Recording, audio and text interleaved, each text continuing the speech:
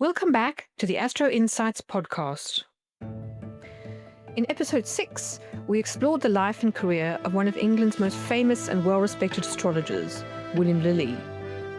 This week, we're talking to Dr. Patrick Curry, author of Prophecy and Power, Astrology in Early Modern England, which explores astrology during the time of Lilly and Ashmole, an era that marked both the heyday of English astrology and its subsequent decline, as the sweeping changes of the scientific revolution began reshaping society and culture. Patrick is a writer and scholar with a PhD in the history and philosophy of science from University College London, who has lectured on astrology and philosophy at both the University of Kent and the Sophia Centre in Bath.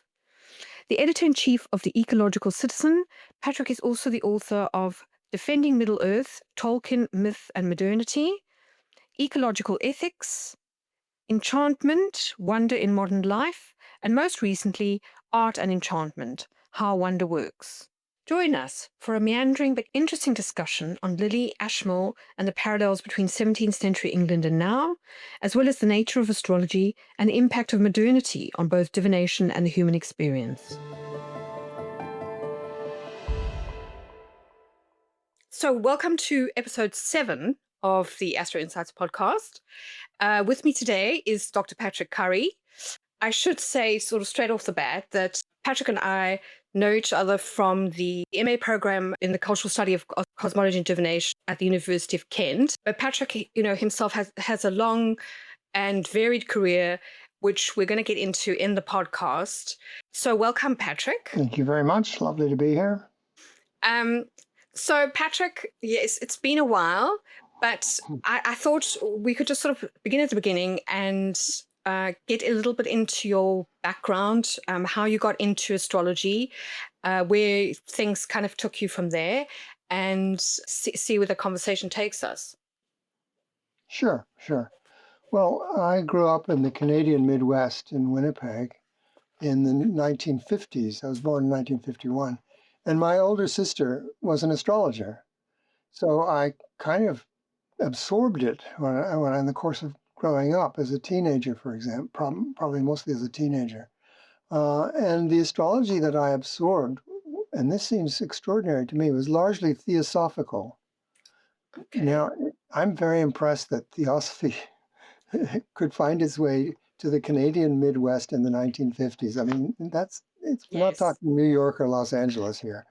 But it did. So I grew up with Alan Leo and through my sister, because that's what she was into. Manly Palmer Hall. Okay. Something like Esoteric Wisdom of All Ages or something was his great big book. And that sort of approach. Sun signs, and then branching out into horoscopic astrology. And that was fine for a long time. But then when I was in my early 20s, I came to England, to London, where I've more or less been ever since. And then at that point, I discovered psychological astrology. Well, what is now called psychological astrology, mainly Jungian, through the works of Liz Green, of course.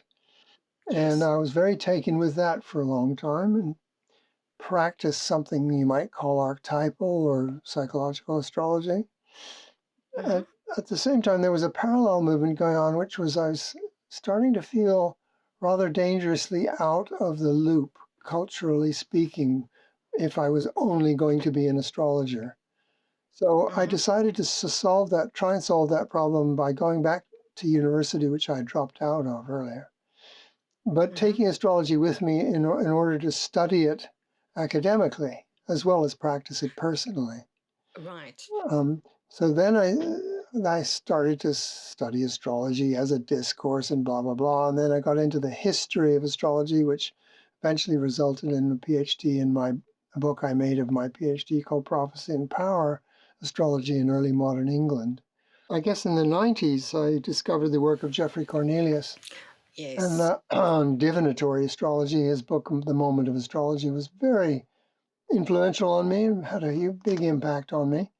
So I think you could say that my understanding basically became divinatory at that point. Partly this was based on disillusionment with the earlier psychological astrology I'd been involved in.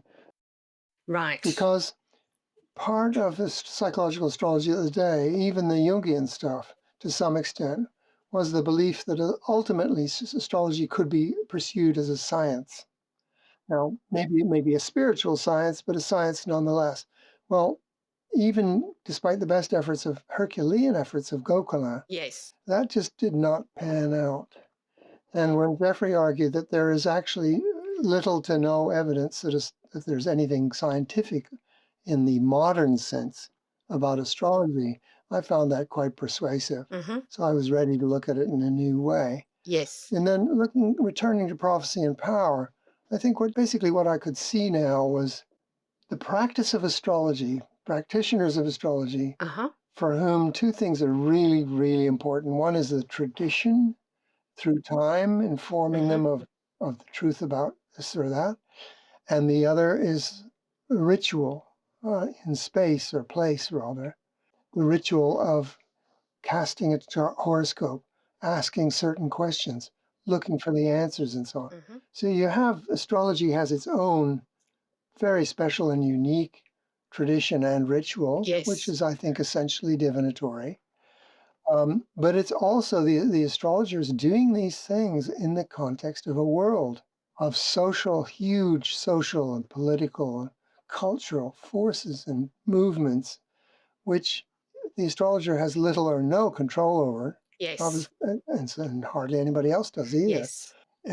So because they're not practicing astrology in a void, nobody can do that. We all live in a world. Mm-hmm. So my book was partly concerned to look at how the massive changes at this time in history, at this place, in England, the English Civil War, the interregnum, so-called afterwards, the rule by Cromwell, then the Restoration. These are all really big things, and they had a huge impact on astrology, Mm-hmm. which basically, in a nutshell, went from being a very influential part of the culture, not just popular culture, but elite as well, in the 1640s and 50s, I'd say. And then suddenly it really, in historical terms, extremely rapidly crashed Mm-hmm. to the point where it was, if you went to an astrologer, if you were a member of the gentry or the elite, you went to an astrologer, you had to do it secretly now. Yes, I mean, it's interesting that it does sort of, as you say, coincide with the sort of the rise of science, and you're kind of getting things like the Royal Society, Yeah. which are kind of coming to the fore, and you get this transition period with natural philosophy where astrology and astronomy seem to kind of coexist for a while together. And then, as you say, things kind of fall off a cliff. Yeah. And astrology, particularly once the planet Uranus is discovered, the basis for astrology almost bottoms out, and it does lose its credibility and so on. And Lilly and William Lilly and Ashmole are living at that cuspal time, aren't they? Well, they are indeed. And of course, it's not like early modern science, 1660s and 70s and 80s, came along and suddenly astrology was banished. Mm-hmm. Um, but as natural science, the natural scientific model of Bacon, Descartes, Galileo, and slightly later, Newton, it slowly gathered speed. It started to have more cultural clout, and it Yes. started to move away from religion, any dependence on religion, which it earlier had been quite explicit, quite open. And that was really harmful in a sense for astrology. It was really difficult for astrology to deal with because it was stranded on the wrong side of the new divide between truth and falsehood, and it was defined as superstition basically. And it's interesting that after Lilly and Ashmole, the next generation of astrologers, 1680s for example, onwards, they were horrified by what was happening to astrology, their loss of cultural Mm-hmm. prestige. And they tended to react in two different ways. They tried to reform astrology. They put all their lives into reforming astrology in two different ways. One movement, the scientific reform, was the effort to Mm-hmm. prove statistically that astrology worked or was true. So then they thought, well, then it'll be accepted by the scientists and we'll be okay. But that so didn't happen, partly because of the difficulties of actually doing that, which are insurmountable, actually. Yes. But partly because even if they had come up with good results, I very much doubt they would have been Mm-hmm. invited into the club again. for political reasons and cultural reasons. The other reform movement was we shouldn't cooperate with these people. They're our enemies. We need to go back to an astrology that's pure, and we have allowed astrology to become corrupt. So in a sense, they blamed themselves or they blamed astrologers for what was happening. We're corrupt and decadent. We need to purify astrology. Well, of course, that didn't work either. Okay. I mean, that's interesting that you say that because when I was sort of doing research on certainly on the recent episode that I did on Ashmole and the Royal Society, it seemed as though the emphasis, even at that point with the Royal Society, was on the more Aristotelian model, and they saw astrology as more with the sort of the Platonic model, and it wasn't rooted enough in concrete material study of of what's down here kind of thing. Yeah, so it's interesting that the astrologers themselves, I mean, I thought it was interesting, for instance, at the end of Lilly's life, that he moved from astrology into what he called physic, their version of medicine. That's right. So even he was doing that kind of movement, sort of following the trend almost. Which it's strange because I mean, I know during the course, as sort of diviners feeling a little bit under siege by the scientific materialist movement, we tended to be very critical of that sort of scientific materialism. But you can identify with the desire to sort of ground astrology. It not just have it being up there as part of religion, but to ground it in actual experience and in what's going on down here on Earth. But You see, that's all good. That's all good, but it won't establish the scientific status of astrology no. because it will remain as what the scientific researchers and philosophers of science scornfully call anecdotal. Yes, and because it doesn't follow the rules of science. It doesn't follow the sort of cause effect model, does it? No, not the cause effect model. And this is the new science that came along that replaced the old Aristotelian science, which for hundreds of centuries prior to the early 17th century was the model of science, which basically just meant a disciplined inquiry into the causes and effects of the sublunary world. Well, that Yes. didn't really work anymore. Yes.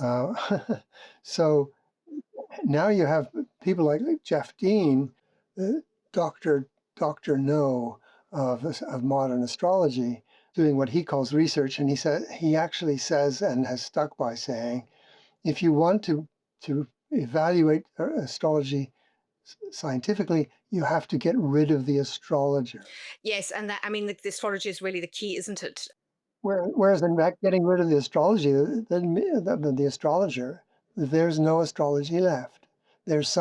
Perhaps there's something like natural philosophy, perhaps there's planetary effects along the lines of the lunar tides, and etc. Models like that. But there's no horoscopic astrology. It simply cannot be encompassed in that perspective. Okay, so I suppose at this point it's maybe worth going back to Lilly Mhm. and talking a little bit about Jeffrey's work around Lilly and teasing out Lily's view on astrology as of being more divinatory. Yes, I mean, the Company of Astrologers kind of claimed Lilly as a divinatory astrologer, but I think with some reason. I think they were actually justified in doing that. If you actually look into his practice, Hmm. he was asking questions of the cosmos through the chart. Everything he did was participatory. Yes. Therefore, the quality of the astrologer, is he a good person? Is he an ethical person? Is he a wise person, etc.? This had an impact on the astrological judgment. So Yes. it's not just totally so-called objective. There's an inalienable subjective component as well, and put the two together, you have the practice of astrology. Yes, I mean, when I was sort of doing the episode on Lily last week, I was really struck by the fact that, for instance, when he was studying with John Evans, he got very Right, upset that John Evans right. lied to a client in order to sort of please her about the facts of the chart. And he found that abhorrent. It sort of went against his ethics. And then also later when he was kind of pandering to the parliamentarians and then changing sides almost, he's quite sort of adamant that no, he was being true to his art, that he had to tell the truth of what he saw in the chart. It wasn't a case of taking sides. It was a case of being true to, what he saw at that time in the art sort of thing. Yeah, it's a tricky issue because he was a very shrewd man. He knew how to protect himself and how to move with the times. In a vulgar expression, he knew how to cover his ass. Um, and so, but I think what would happen was if he could find an astrological judgment Hmm. that favored his side, that was indicated an outcome that he would be in favor of. If he could justify it astrologically, Okay. then he was happy to proceed with that. But I mean, he wouldn't. Now, the skeptic says, well, you can justify anything astrologically, but that's not true. No, it's not true. There are rules. There are rules. Yeah, and he's quite a stickler for the rules. Yeah, Although, I mean, having said that, he was also sort of accused of, for example, with conjunction theory, sort of making up his own techniques where he sort of went from the great conjunctions of Jupiter and Saturn to then moving to conjunctions between Saturn and Mars. So he went off a little bit and riffed on his own. I suppose what Jeffrey would argue there was he's still being true to the rules. right. He's not sort of saying that a conjunction with a say a malefic is a good thing, but he's also doing whatever it takes to get him into that place where he is able to access those states of consciousness, the intuition that's allowing him to do the divination. No, no, that's right. So perhaps you could just explain for non-practitioners and those who are maybe not necessarily that familiar with the history of science what natural philosophy is. Well, natural philosophy was the name at the time for what we would now call science, but it didn't have that name until the 1800s. Um, and it was a combination of Baconian, of Francis Bacon's ideas, Galileo's ideas, and Descartes' ideas. So it's quite complex. But the person who kind of fused those ideas in one discourse was Isaac Newton. And Newton actually, was deeply versed in occultism and perennial philosophy. Um, Spent far more time on biblical interpretation than he ever did on the practice of science. Um, and deeply, deeply studied alchemy. But he instituted an interesting new rule. So I think it's fair to say that a very crucial idea that he got from astrology was the idea of action at a distance with no intermediaries. Oh, interesting. And of course that would be an old astrological idea in the sense of astrological influences, okay, from the planet. Yes, and sort of ray theory and all of that kind of stuff. Yeah, that's right. And he said, in effect, Newton said, well, this is actually, and he got in a lot of trouble. He had a lot of criticism for that idea. They said it's mystical. You don't know how the action's happening. But in terms of forming a theory of gravity, he said, well, basically, no, we don't know what gravity is, but we know what effects it has. Ah. And those effects are measurable and quantitative. So as long as the effect of the occult force is measurable and quantitative, it's okay. But if it's not, then it isn't okay, and we have to get rid of it. So astrology was left with this sort of poison chalice. Either you prove your validity quantitatively, or bye bye, shown the door. And so astrologers, in a sense, have ever since then been trying to do that. They have never succeeded, and in my humble opinion, never will. Yes, I agree with you. So, in that sense, do you think that that is why astrology kind of moved into the realm of psychology? Well, yes, because astrology is a bit like William Lilly. It's an old fox. It's very good at surviving. And of course, when Jung came along, I mean, Dane Rudhyar was the first to realize this. What an opportunity to take a new form, for astrology to take a new cultural form in terms of the unconscious and Mm, archetypes. mm. planetary archetypes. So this was an opportunity to find a new niche and flourish within the limits of that niche. Yes, and I must say, going back and looking at the work of Jung, which I did quite a lot last year, I was also struck by how much his ideas and theories were actually influenced by esoteric theories and ideas. Oh, massively. It's almost like he's taking the concepts of the esoteric and the perennial philosophy, and he's giving it a new language. Yeah. Well, he was essentially a Platonist, but instead of, or a Neoplatonist in terms of the one with a capital O, or a Platonist in the sense of God or the unmoved mover, although that was Aristotle's phrase, but being in a perfect heaven, unlike the sublunary world below the moon down here, which is always changing and so on. But what Jung did was he took the God or the one from up there and put it in the basement. Hmm. He put it in the unconscious, down, Yes, yes, yes. not up, but down, in the dark, not in the light, but in the dark. Now, in a way, that's a very powerful move to make. But in another way, it isn't radical because it doesn't change the fact that you're starting with an essence of some kind. In his case, the self, very much with a capital S. Yes, yes. And everything's supposed to follow from that. Hmm. Well, when I became a divinatory astrologer, or studied divination, among other intellectual changes of mine at the time, I really was led to question that because what I kept coming up was what we live in a world of relations and relationships. Hmm. And relations and relationships are prior to anything else. So archetypes are not fundamental in this view. Archetypes are an outcome of certain relationships over time. And that includes the self. You don't start with one, the self or God or man or nature with a capital N.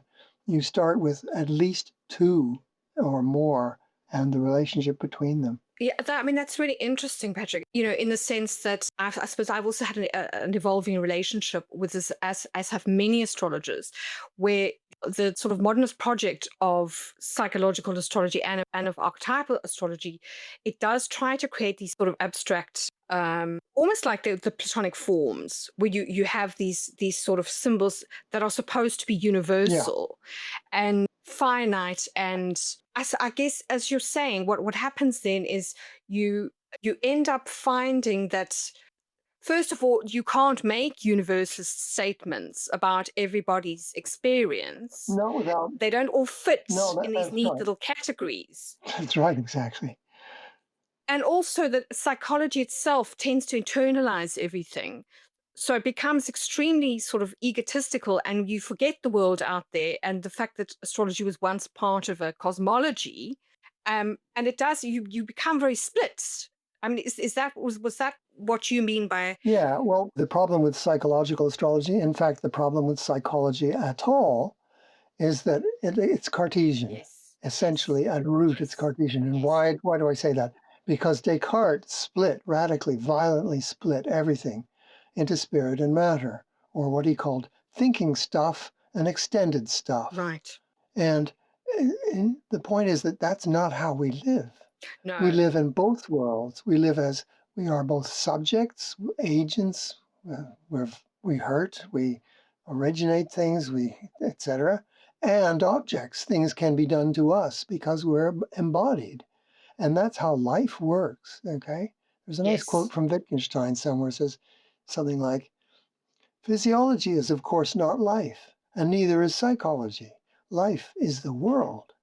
Okay. yes, So the yes, problem from my point of view is that psychology accepted the Cartesian split and said, okay, well, let the scientific bods, the men in white coats, have the physical world. We're going to run with the psychological world, with psychology. The yes, mind is just a kind of stand-in for spirit, basically, and spiritual. So yes, it doesn't alarm. People get alarmed when they hear the word spiritual, so they want to secularize it as mental, and then they think, yes, "Oh, mental. Okay, that's okay. yes, I can handle yes. that." Uh, That's what I meant by Jung and his language, that he almost made it more comfortable to sort of oh talk yes, about. oh yes, um absolutely. Safely secularized. This awful term. I really have grown to hate it. Synchronicity. yes, Doesn't that sound? Isn't that reassuring? That word. Things like, oh, synchronicity must be something we understand. Yeah, that's all sorted already. No, it isn't. You don't understand it. And every time it happens, you don't understand it all over again. So I don't use the word synchronicity at all anymore. I would prefer to speak, if I have to, of something like resonance or resonances. But Jung did a lot of that. So that's a big problem with all psychology, is that it's only got it's a half truth. It's a Yes. partial truth. The other problem is with the archetype of the self, say, or the one. How do you know that the one is the one? And also, you can only necessarily have your experience of the one, You see? and which isn't necessarily going to be the experience of other people. That's right. That's right. And as Christianity and Islam both have demonstrated in their histories, if you're going to assert a universal truth that is true everywhere, always, for everyone, with no exceptions allowed, the truth of, say, God with a capital G, then you end up with violence. You know? Yes. So let's not go there. Let's not go there. Which segues into another sort of theme, which was apocalypticism. Mhm. And I mean, we're sort of seeing refrains of that now again, where, for example, the conjunction of Jupiter and Saturn at that time was seen as sort of almost like a sign of the second coming. Very much so, yeah. And this kind of put people into a very strange frame of mind, where they did start to become quite things did become very divisive and polarized, and exactly what you're saying, Mm. in much the same way as now, where we sort of having what Naomi Klein has called the Armageddon complex, where she sort of said in a recent article, to bet against the future on this scale, to bank on your bunker, is to betray at the most basic level our duties to one another, to the children we love, to every other life form with whom we share a planetary home. This is a belief system that is genocidal at its core and treasonous to the wonder and beauty of this world. And I'm wondering how much of this. So apocalypticism, I'm temperamentally completely averse to it. With all due respect to teenagers, it's incredibly melodramatic, and it's satisfying in that sort of way. But it's not a mature, complex, or humane way to look at the world. And but it's Yes. always been around. It was hugely around in the 17th century, and now it's making a comeback, worryingly, at very high circles, like J.D. Vance, for example. Yes, it is. And gosh, I don't know how to deal with it, really. I think, divide and conquer is not a good way to live. Yes, exactly. No, no. So to that, I mean, I know that you got into Buddhism at some point. Was it sort of at this time when you were sort of having this shift, or had it happened before? I got into Buddhism as quite a young age, and 21 to be precise. No, 19. Okay. I wouldn't describe myself as a Buddhist, because, or at least that's not all I am, for sure. To some extent, I'm an animist, Mm-hmm. and so forth and so on. But on the other hand, I also, Mm-hmm. have had a lot to do with Buddhism over the years. So I would say now I've had a long relationship with Buddhism. And one of the attractions of it Mm-hmm. for me was that there was no concept of God. Yes. I experienced that as a huge relief. I mean, it's interesting that you say that. I mean, do you think it's unfair to make a comparison between that and, for example, the early scientists who were feeling completely suffocated by the church and by this sort of very heavy doctrine of that you had to follow, otherwise you were a heretic, and wanting to be free to actually sort of study things in their own way, sort of without the dictates of that sort of overbearing kind of religion? Oh yeah, yeah. Oh yeah. Also, by the way, inclined, I think, we moderns are inclined to think of the church practices and behavior as solely as a power trip, and perhaps even a cynical power trip. There's a remarkable book, a novel called Zeno of Bruges, Mm-hmm. uh, by Marguerite Yourcenar, in which you read this book, and halfway through you suddenly realize, when, for example, the Inquisition says, if you don't recant, we'll have to burn you at the stake for your own good. Your inclination, your immediate reaction is, yeah, right.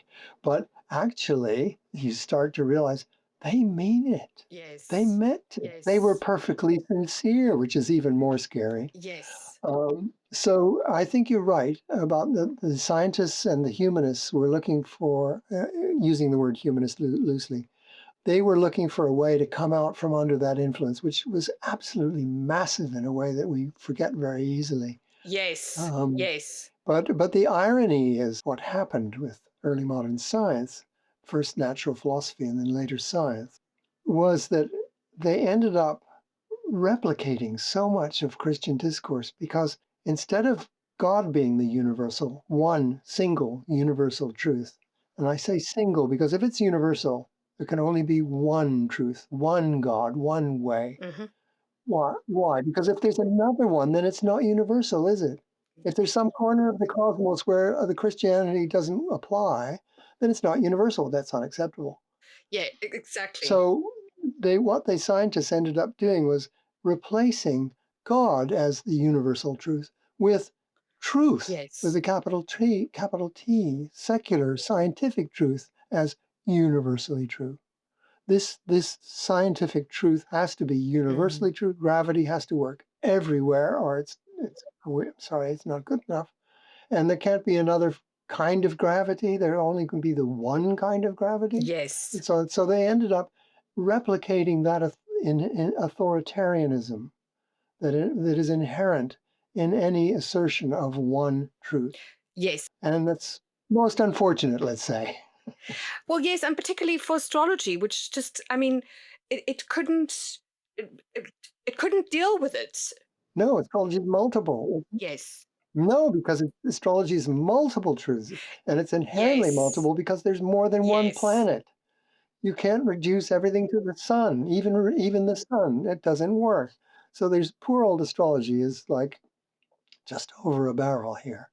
Yes, and then they kept discovering new planets, and it was kind of like, oh my God, and how do we sort of, how do we deal with this from a philosophical point of view? Because the system was so nice and neat, wasn't it? Like up to Saturn. Oh, yeah, yeah. It was lovely. Every other planet had two signs. It was all nice and sort of symmetrical, and Oh, I know, I miss it. yeah, and then chaos sort of broke loose. But I mean, in that chaos does come sort of fresh, I suppose, what you would say, sort of evolution.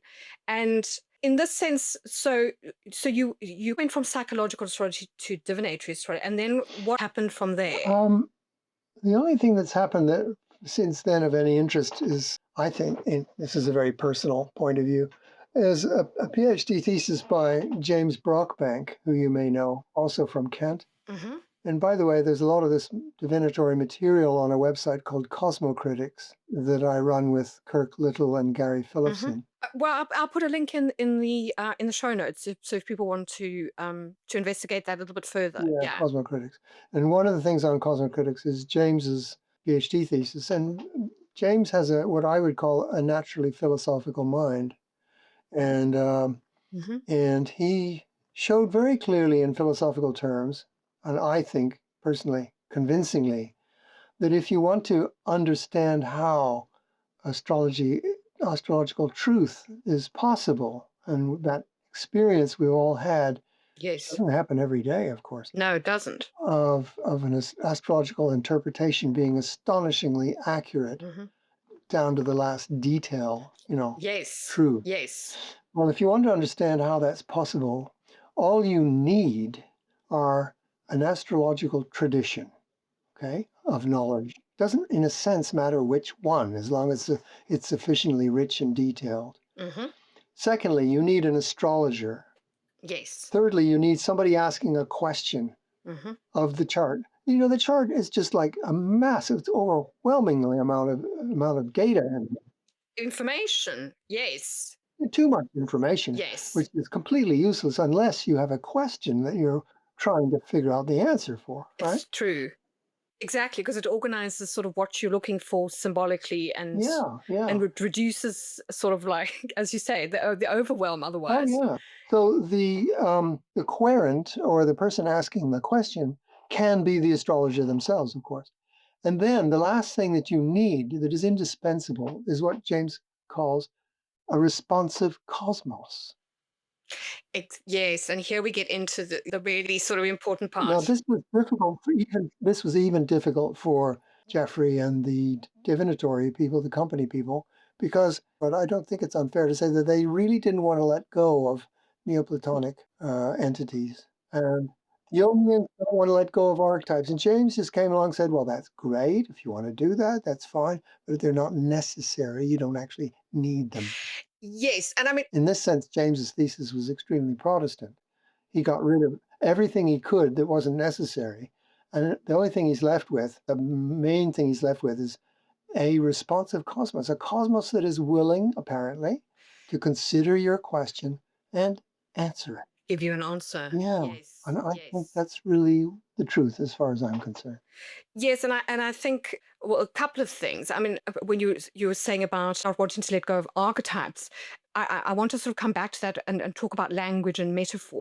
But also, yes, you have to have a conscious cosmos, in order for that process to kind of work. Because as you say, it's not just the astrologer, but the astrologer's asking a question of what, of who. Well, yeah, and there's no shame in saying you can't go further than that. There's no shame in if somebody comes along and says, "Well, that's ridiculous. How does a responsive cosmos work? Where does it come from? What are its characteristics, etc." This is no. You're in a situation which Wittgenstein described as you're digging and you hit rock. Well, that's bedrock. You can't go down any further, and there's no disgrace in it. Yes. That's just how it is. Yes, but as you say, in the modern world, it is very difficult to accept that. Yes, it is. I mean, I remember struggling when we started doing the course with when Angela started doing the stuff about statues and sort of theurgy. I thought I can't start talking about worshipping statues and sort of gods in statues. This is a step too far. I know what you mean. It's very difficult to sort of to comprehend that you're dealing with something that's quite primitive, and primeval. As you say, it's bedrock. You have to have a conscious animated cosmos in order for the astrology to work. It's not sort of planets No, sending no, down it isn't. beams, that you can I mean, measure. it really, really isn't about that. I mean, one little thing that helped me was the concept of animism, and Yes, and in living in a world of relationships with, including many with non-humans. yes, Okay, and not just other yes. animals, but all kinds of creatures. And another thing that helped was the realization I had that historically speaking, when Descartes comes along and says, there is nothing that should cause any wonder in the world, there are no mysteries. Oh my goodness. I mean, that's terrifying. And Galileo said basically the same thing, only Galileo said there's a primary world which causes everything else. And the primary world consists of just forces and atoms in motion and so on. Mm. This causes the merely phenomenal, sensual, secondary world of colors and sounds and qualities and changes, but they're not real. Yes, and the cosmos is just a machine. Yeah, well, these statements, do you think they're scientific observations? They're not scientific. There's nothing scientific about them. They're far too sweeping. They could never be tested, okay? Or falsified. Yes, which is an irony, So, well, it is an art, yes, not to say completely hypocritical. isn't it? Considering, But what they are, in fact, the statements like Galileo's or Descartes are interventions to make us see the world that way. yes. They're rhetorical interventions. And there are beliefs, Oh, yes, absolutely. That's right. Absolutely. which is very unscientific. Yeah. Anyway, there we are. So coming back to this idea of archetypes and language, I was very interested in the fact that you, at some point in your career, you moved on to being very interested in metaphor and language, and I'm very interested to get into that a little bit more, and sort of try to sort of tease out this idea, because I think one of the other core tenets of astrology or any form of divination is that it's got a language, Mm-hmm. and that's sort of essential for creating the tradition, and also for understanding what, for example, a symbol means in that tradition, as opposed to what that symbol might mean Mm-hmm. outside of that tradition. and also of relating.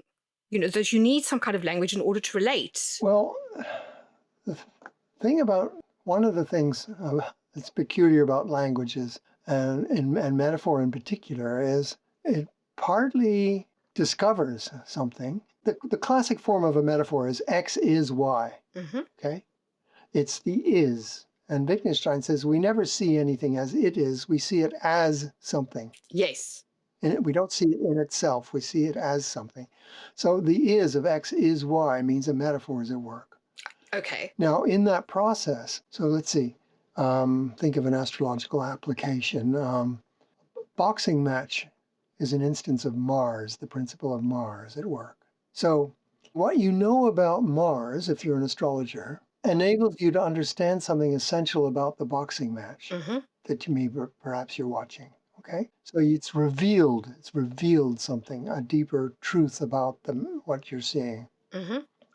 But it also partly creates what you're seeing, because we know that Mars is violence, it's a male planet, it's if not violent, then it's vigorous, dynamic male energy. So it's shaping what you're seeing as well. So the thing about metaphor is it both reveals the truth and creates the truth at the same time, both. Well, you can imagine what the scientists think of that.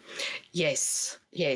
They don't. They just think, so this is a paradox. We can't have a paradox be true. Yes, I mean, it comes back to that, the famous experiment, doesn't it? Where, is something a particle or a wave? And what was it, Heisenberg? It depends very much on the perception of the person. Oh, well, it does, yeah. Yeah, but the scientists themselves found lots of ingenious ways not to let that affect anything outside the micro world of physics. So if you said, oh, well, it's indeterminacy, we can't decide it, I can't decide, they said, no, there's no indeterminacy in the world we actually live in. It's only in the micro world of physics, not the macro world. So that's a move, or another rhetorical move, to contain the implications of quantum physics. Of course, and then people ignore that, which of course they're entitled to. Yes, but of course the problem with astrology, you can't do that, because the practice of astrology itself, never mind the theory or the sort of the philosophy of astrology, is rooted in everyday life. I mean, you want to know a question about something that's directly involves a particular person at a particular place or time, and you are looking to sort of impact or talk about this world, not just the sort of world up there. Absolutely. Yes. Yeah, I mean, I have a lifelong practice with the I Ching, divinatory practice with the I Ching. And yes, me too. it's interesting and often amusing how it completely transcends this distinction we have drilled into us culturally between the high and the low, or the pure and the impure, or the important spiritual truths and the grubby down here practical truth. It just answers your question regardless of what it is, and doesn't make any. What I'm trying to say is that the high stuff is all implicit in the low stuff. Yes. If you ask a horary question, which is like, I've mislaid my pocket watch, where is it? That's a typical kind of horary question. What you are expecting, and not without reason, oddly enough, is for the entire cosmos, certainly the visible cosmos, to answer your question and tell you where your pocket watch is. Yes. If your attitude is sufficiently respectful and humble, even perhaps reverential, Yes. I think you stand a good chance of getting the answer. Of course, you don't necessarily get the answer because there's nothing necessary about astrology. If there was, we would control it. In which case, we wouldn't be able to learn anything new because we'd only be getting back what we put into it, which is the problem with AI, incidentally. Oh, yes. But I mean, even this, I find it quite sort of crazy too, because it goes back to what you were saying about science and belief, that people keep anthropomorphizing AI, and it's not alive, it's not conscious. I know. It's crazy. I mean, it says something about us as human beings, doesn't it? And our innate attitude, which is not necessarily a wrong attitude, that we want to have this relationship with a conscious cosmos. Yeah. That's the animism thing. Yeah, yeah. But then there's sometimes a time in keeping with Lilly's fox-like wisdom. There's a time for strategic disenchantment, for strategic de-animism, Yes, for yes, saying this appears to be a person, but is it really? yeah, There's no rules that always work in this game. yes. Well, I mean, there needs to be discernment. Exactly. That's where I think Lilly was really interesting, was that he had this really strong sense of discernment.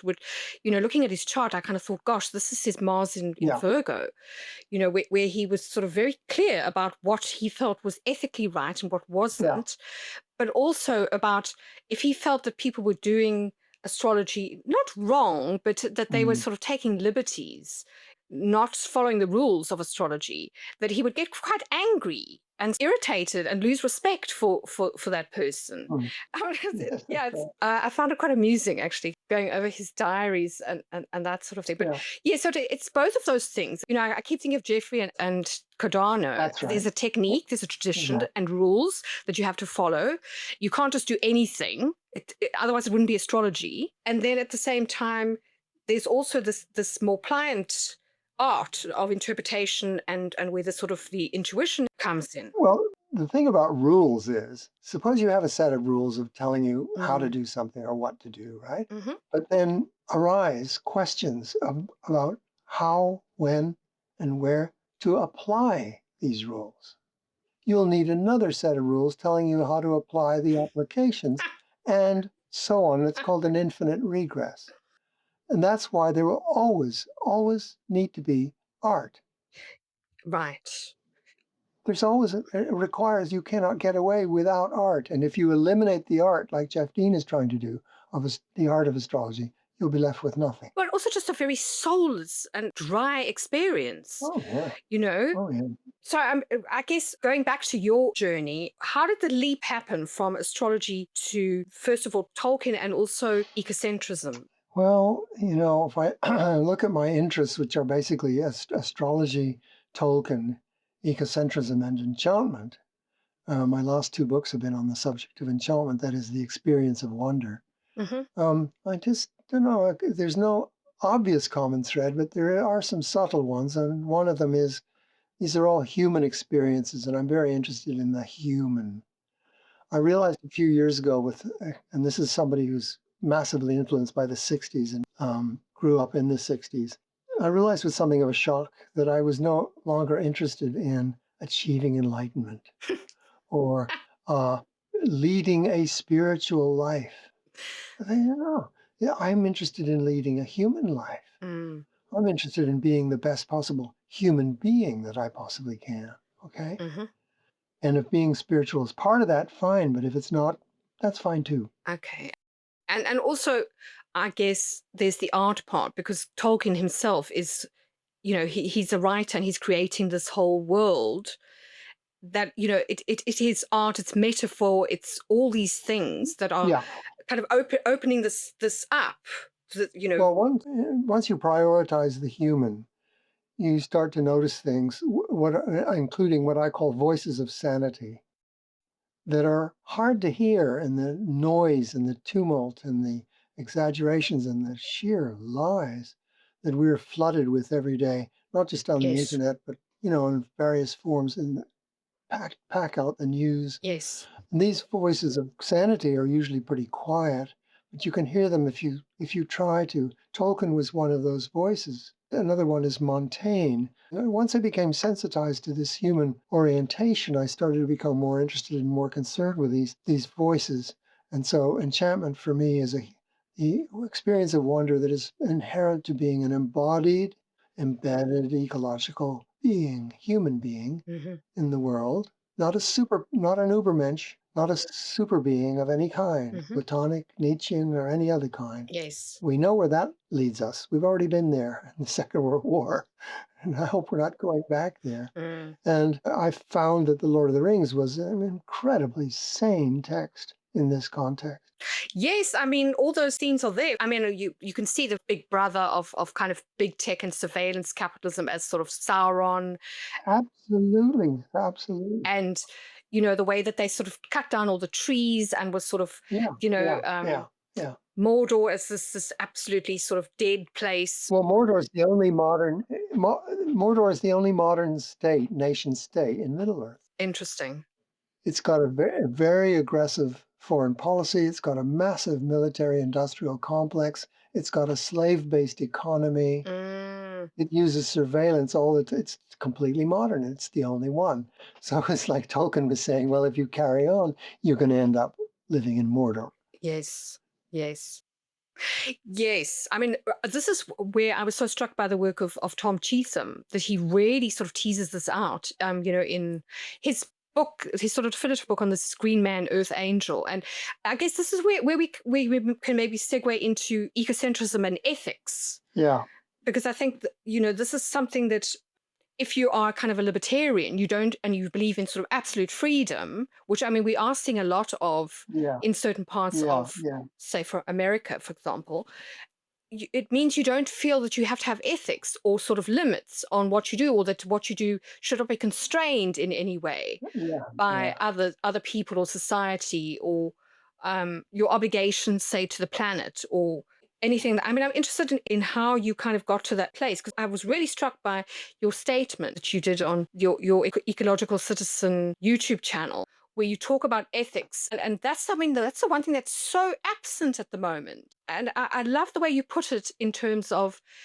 if you are in relation to something, there are obligations, there are the ethics immediately comes into it. So I just wondered if you could maybe talk a little bit, to that. Sure.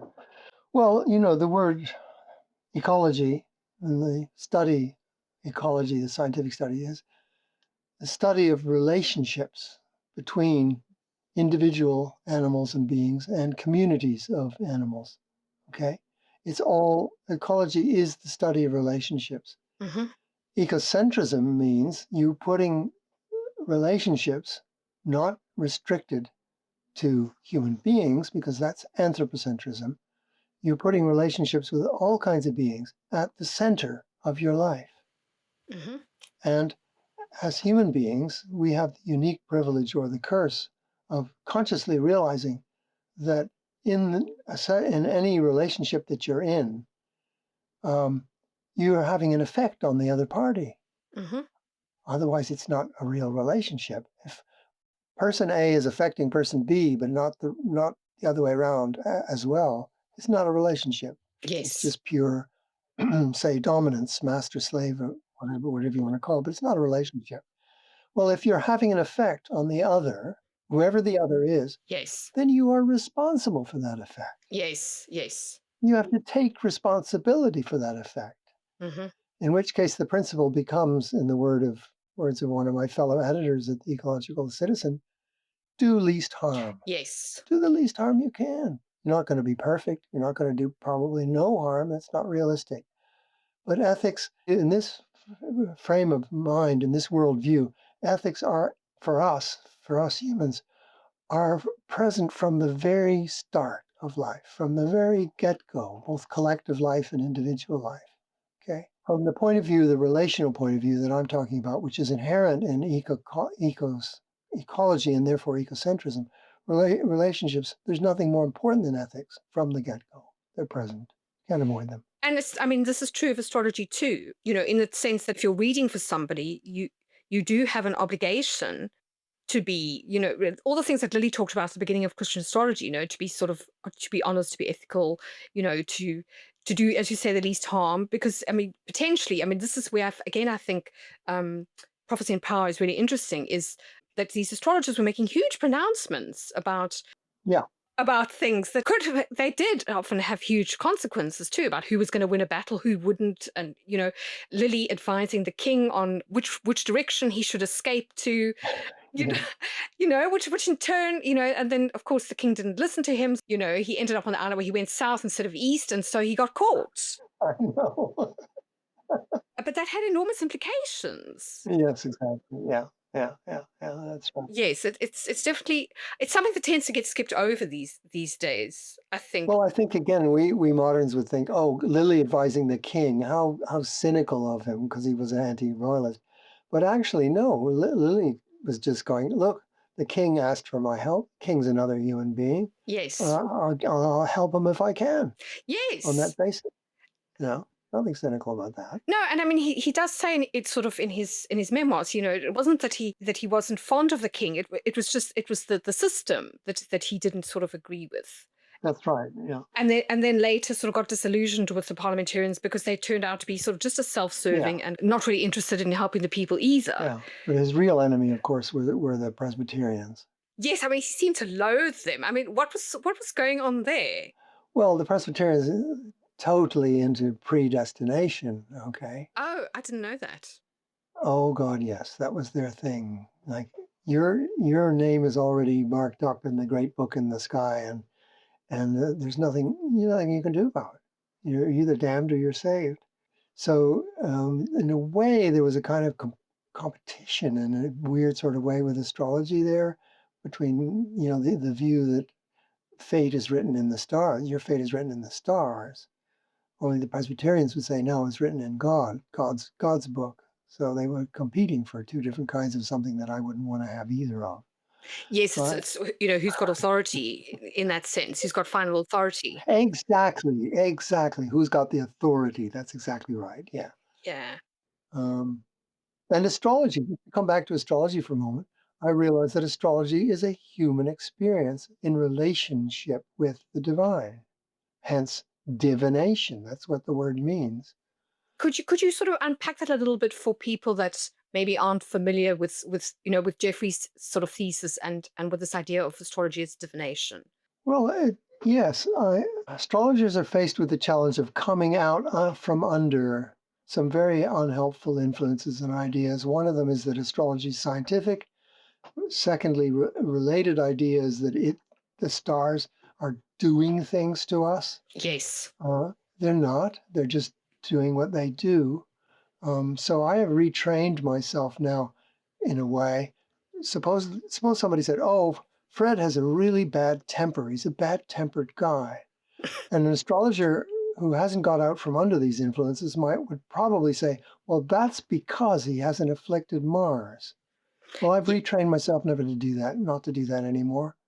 yes, because essentially, otherwise, what you're saying is Mars caused him to have a bad temper. Exactly, which is not the Yes, case. Not the case. and it also removes personal responsibility. Good point. Good point. That's right. So divination, there's certain questions you're allowed to ask in divination, certain you're not. The main one, there's two main questions you can ask in divination, by which I mean ask the divine, or however you want to conceptualize Hmm. it, for an answer to two Hmm. kinds of questions. One is, what should my attitude be now?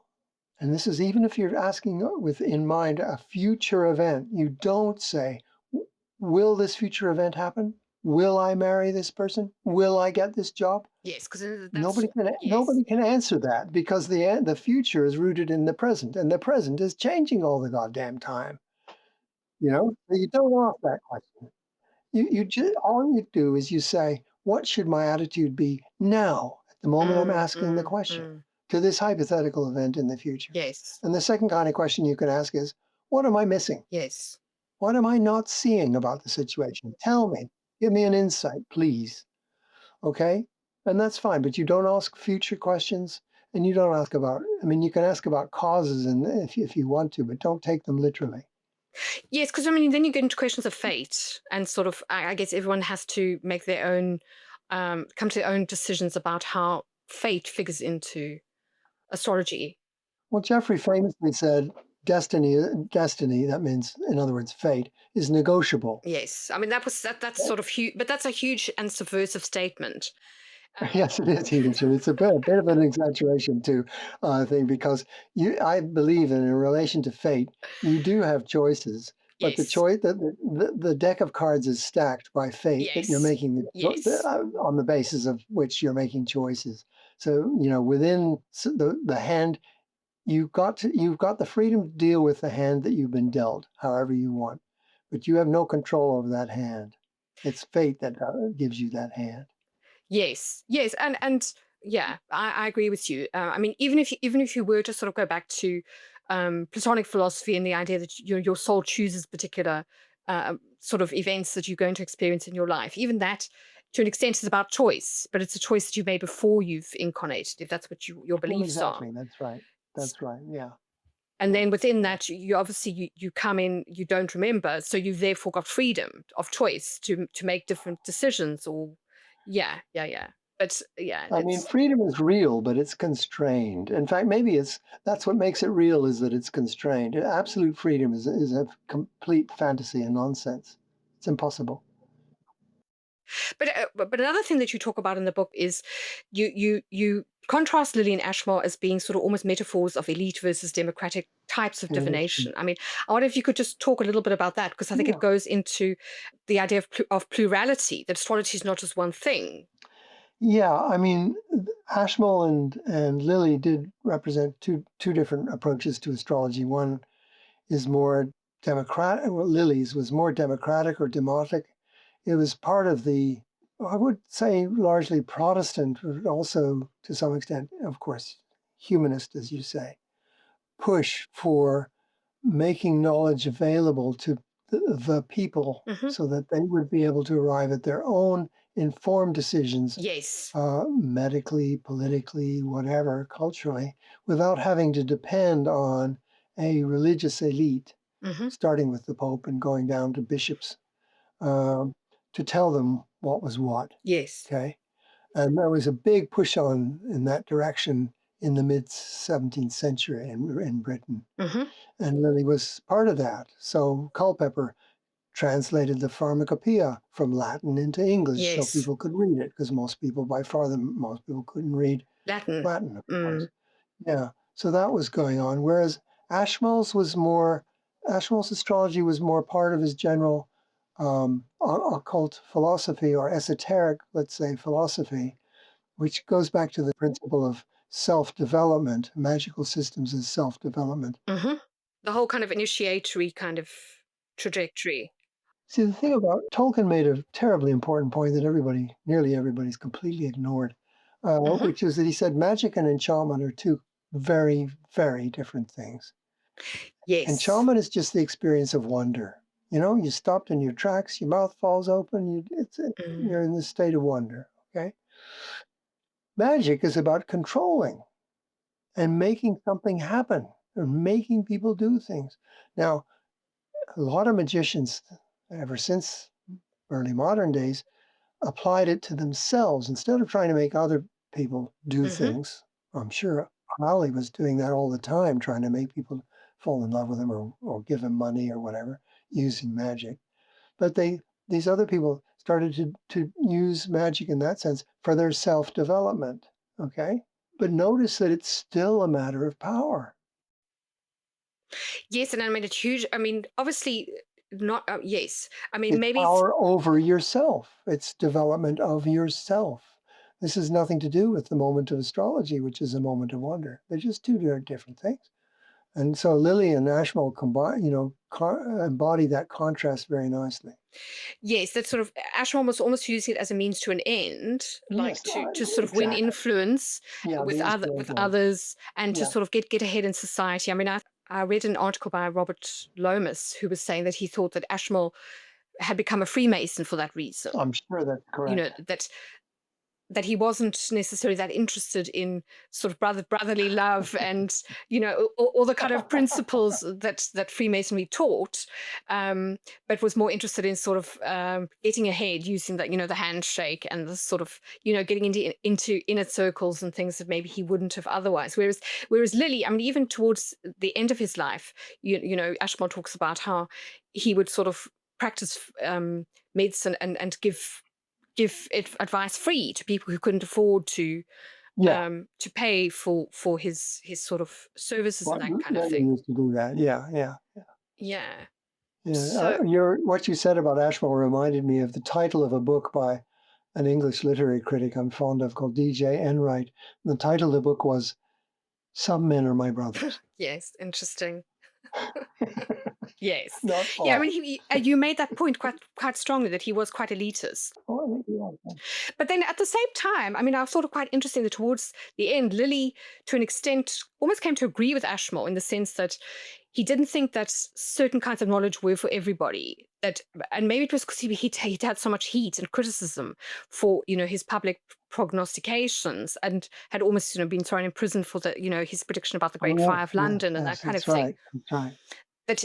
That he also sort of had second thoughts about should this kind of is this knowledge sometimes a bit dangerous? Well, that could be true. I mean, I like to think that Lilly, knew that true esotericism is the truly secret things are secret not because anybody's keeping them secret, but because we don't see them.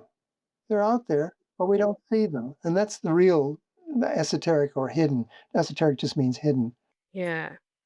So, Patrick, I was quite interested, what you were saying about modalist policing, of experiences. Yes, I was thinking of self-policing as the process in which we are encouraged to engage. If you have an animist experience, like, say, that tree just told me something, but it communicated something to me, we are trained and encouraged to think, well, now hang on, it's just a tree.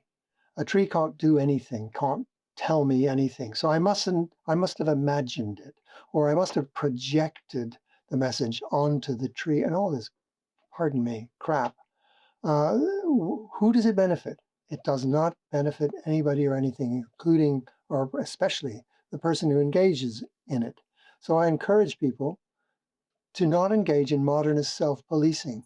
And if something, an encounter, because enchantment's also relational, it always takes the form of an encounter where you're Hmm. not in charge, so it's wild, and therefore what Tolkien called perilous.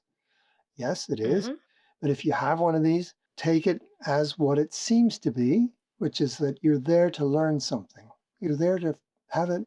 This is a new experience in which the cosmos is trying to tell you something. So, for God's sake, if it's gone to all that trouble, listen. Okay? That's what I mean by modernist self policing. And what do I mean by modernism? Well, the most important definition of modernity that I know by an ecofeminist philosopher called Val Plumwood is that she said the project of modernity is the rational mastery of nature, including human nature. Mm. Okay. So it's all about mastery, which is what we're seeing with Silicon Valley. Yes. And we've seen it all along in various, just takes different forms, and it's inherently violent and destructive. So Yes. And disenchanting. totally about disenchantment. It doesn't want enchanted people because part of the thing about enchantment is it reveals the worth, the true intrinsic worth, which can't be stated in dollars and pounds, of the enchanting other, whether that's a person or a place or a piece of music or work of art or whatever, even a meal. It can't be quantified and instrumentalized. Hmm. Well, modernity doesn't want that. Modernity wants passive consumers who have no awareness of intrinsic value in any context of their lives. So the more disenchantment, the better from that. Yes. And also, I mean, there's the whole sort of question of depersonalization and dehumanization, you know, Yes, and not just of other humans, but of, other beings of nature, and how that then allows people to sort of, it numbs them enough to be able to do these dreadful things that we're seeing. exactly. I mean, how else can you Yeah, do exactly. it? Yeah, that's exactly right. And note, for example, these little things can be very revealing. The use of the word people. Yes. I'd say 90% of the use of the word people means human beings. But anybody to start at perhaps a mundane or trivial level, but it isn't really. Anybody who's ever had a pet, Yes. a dog or a cat or whatever that they're close to, is in a relationship with one, knows very well that that animal, non-human animal, is a person, Yes. is Yes. another person. And in fact, once you start thinking about this, the entire world is full of other persons, non-human persons. Just because they're not human beings does not mean that they're not persons and agents and vulnerable Yes. and subjects with agenda. They're trying to live their lives, etc. Well, once you start seeing the world that way, it gets a lot harder to create murder and mayhem and havoc, which is probably why it's discouraged. Yes, I mean that's my feeling is, if you can sort of turn something or um, nature, yes, Objectified, yeah. objectify it and sort of turn it into machines, that it's okay to sort of just use something or to. Well, that's what I was going to say earlier. You said the statement that I was talking about unscientific statements pretending to be science, like there's Mhm. nothing, there's no mystery anywhere. And you mentioned the statement, the world is a machine or the cosmos is a machine. Yes, yes, Of course, the funny thing about that is it's a metaphor. yes, You're saying, yes, here's the cosmos, and it is this other thing, which is a machine. But the yes. cosmos isn't anything in that sense, or it's everything, or it's a huge number of things. So the attempt to eliminate metaphor, like classically Jeff Dean and Richard Dawkins and those idiotic people, the attempt to eliminate metaphor from truth means that they're, again, as I said earlier, they're left with nothing because you can't say anything. You can't say the cosmos is X, whatever X is, it'll be a metaphorical statement or a metaphorical truth. So the statement that the world is a machine, it's a metaphor. Handle it. So it's not just a matter of language or knowing in the right way. It's a matter of being and how we live and who we are. Metaphor goes right down to the roots. Yes, and also it goes back to what you were saying about the perceiver. You can't remove the perceiver from what's perceived, in the sense that the way one person perceives a symbol in a situation, even an astrologer, No, is going to be particular to no, them, to right. their life experience, to to what their sort of whatever their mood is, or what they've seen in a chart, and it's not necessarily going to be the same the next time they use that symbol. So, Yeah, I mean, absolutely. Absolutely. What a horror show that is from a modern scientific point of view. yes, but it's what makes astrology so versatile, and why you can use it in so many different Yeah, situations. yeah. I think, but that's what's so, I think, wonderful about astrology, is that your relationship with it evolves all the time, and as you sort of change and your worldview changes, and you sort of experience different things, so your relationship with it, and that it's able to do that, that it's No, so rich. no, that's right. So, without sort of getting too prescriptive, what advice would you have for a young person who's getting into some form of divination now?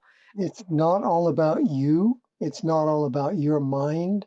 It's not all about your unconscious. And if you're practicing divination of any kind, or indeed if you're just living, you're in a set of relationships. So take them seriously, take the other parties seriously, have a little humility, see what you can learn. It's almost that simple. That's great, Patrick.